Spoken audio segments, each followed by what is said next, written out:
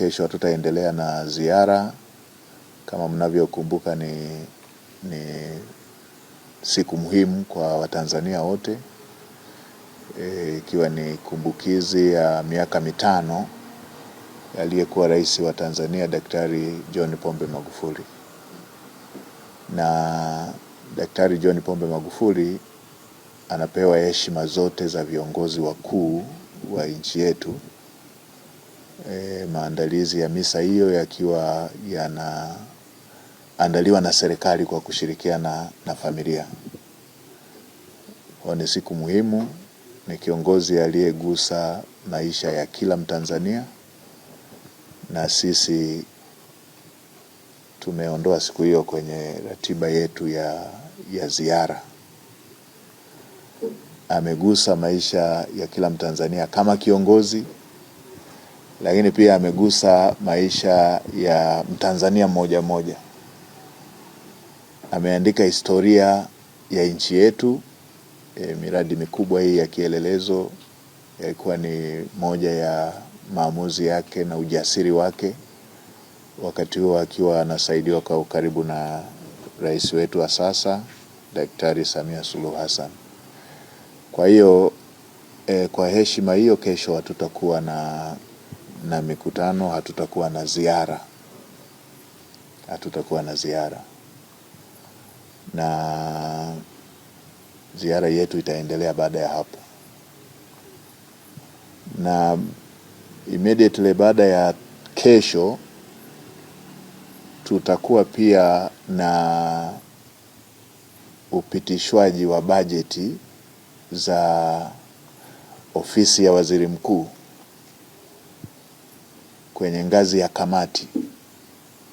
Kwa maana kwa mujibu wa katiba yetu na kanuni zetu, bajeti zote kabla hazijaenda bungeni ni lazima zipitiwe kwa kina na kamati za bunge, na kamati za bunge zikiridhia zipitishe bajeti hizo.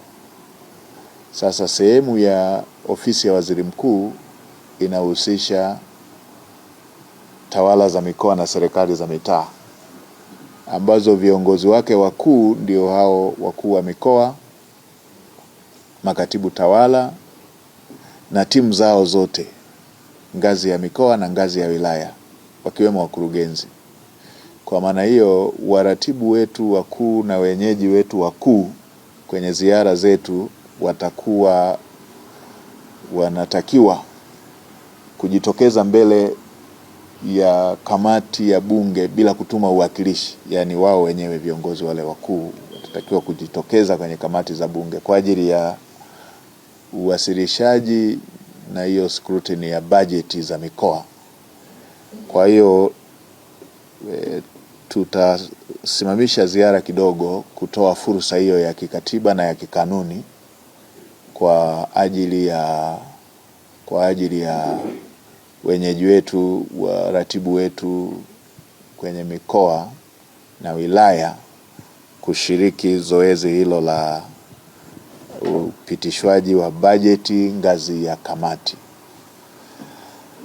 Lakini pia sababu ya tatu ni kipindi hichi pia kuna maoteo ya sikukuu. Nadhani kwenye tarehe 19 ama 20 somewhere hapo plus or minus, ambayo na yenyewe tungetamani watu wahitimishe vizuri ibada.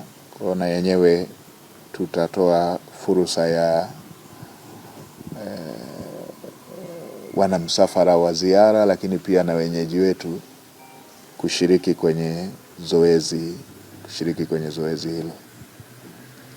Na baada ya hapo tutatoa ratiba ya mikoa itakayofuata ili maandalizi yaweze kufanyika, lakini pia kutoa fursa kwa wananchi wa mikoa hiyo wasifate ziara eneo la mbali, wajue kwamba tutapita eneo fulani. Wale ambao ni wa mikoa hiyo watusubiri kwenye hiyo mikoa.